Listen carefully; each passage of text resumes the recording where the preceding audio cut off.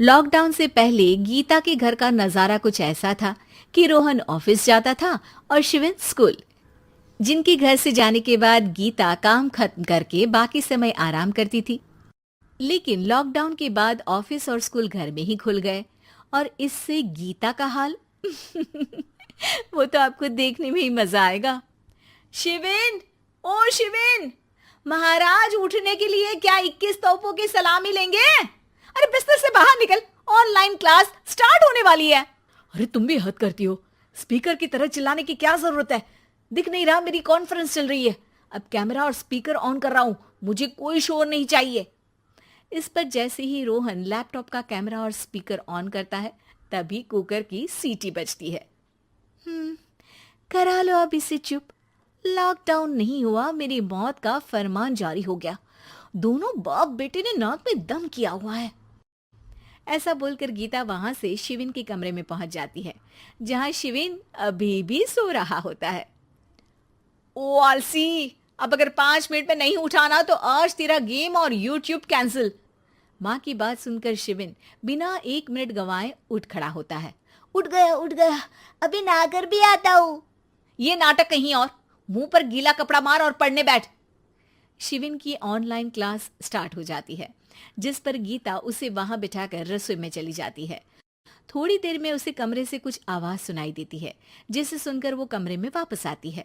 हाय राम, तुझे class attend करने के लिए बोला था, कैमरा ऑफ करके बिस्तर पर नाचने के लिए नहीं बोला था। मम्मी मुझे कुछ समझ नहीं आ रहा, आप बाद में पढ़ा देना ना, वैसे भी अटेंडेंस तो लगी गई है। हाँ हाँ बेटा, जरूर बन जा, तू अभी से हम सबका बाप बन जा। अरे नहीं मतलब कहां से लाते हो इतना दिमाग, और पढ़ाई करते हुए ये चला कहां जाता है? नाइस क्वेश्चन, दिमाग से पूछकर बता दूंगा। शिविन की बातों से परेशान होकर गीता उसे मारने के लिए जैसे ही आगे बढ़ती है तभी वो कमरे से बाहर भाग जाता है। अब शिविन आगे आगे और गीता हाथ में चप्पल पकड़े उसके पीछे पीछे पूरे घर में दोनों घूम रहे होते हैं। इसी बीच वो रोहन के पास पहुंच जाता है और शिविन को मारने वाली चप्पल रोहन के लैपटॉप पर जाकर गिरती है। ओए माँ!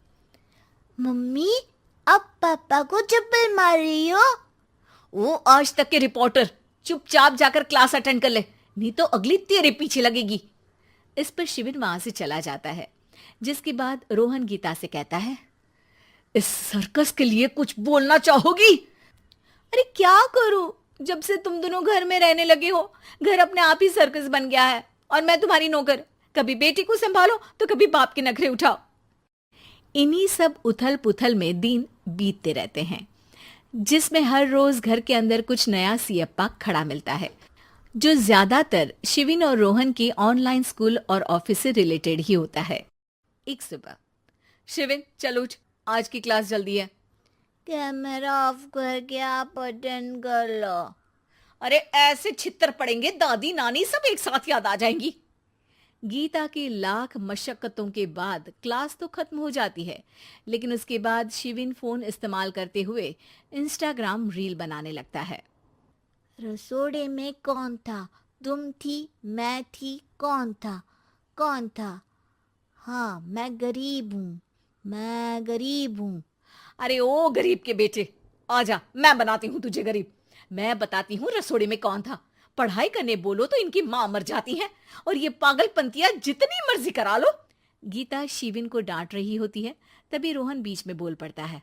अरे बच्चा ही तो है, इतना गुस्सा क्यों कर रही हो? बेटे का साथ देने की इसी एक कोशिश में अब शिविन के साथ साथ रोहन भी गीता के गुस्से की सूली पर चढ़ जाता है। अगर बेटे पर इतना ही प्यार आ रहा है तो इसे क्लास अटेंड क्यों नहीं कराते, इसका होमवर्क क्यों नहीं कराते? उस समय तो बहुत जल्दी मीटिंग आ जाती है, वो काम मैं करूं और यहाँ इस बेफिजुली की चीज में तरफदारी करके बन जाओ महान। हे भगवान, कोई तो इनके ऑफिस और स्कूल खुलवाओ, मैं इन्हें और घर में नहीं सह सकती। अरे कुछ और मांग लेती, क्योंकि तुम्हारी ये विश इस साल तो पूरी होने से रही, कोरोना। हाय नास बेटे ने जिंदगी ही बर्बाद कर दी। खाए कोई पचाए कोई, कल मुझे चुन चुन कर सबको मेरी बद्दुआ लगेगी। उन्होंने दुनिया का और इन बाप बेटे दोनों ने मेरा जीना मुश्किल कर दिया। गीता वहां से चली जाती है, जिसके बाद रोहन शिविन से कहता है, अरे तुम्हारी मम्मी इतनी भड़की हुई क्यों है? आपकी वजह से पूरा समय घर में रहते हो और उस पर कोई काम कराने की जगह बस ऑर्डर देते रहते हो। अच्छा बेटे, सारा इल्जाम मुझ पर? पूरा दिन तो वो तुम पर ही चिल्लाती है। हाँ, मतलब दोनों का 50-50 है, कुछ करना पड़ेगा।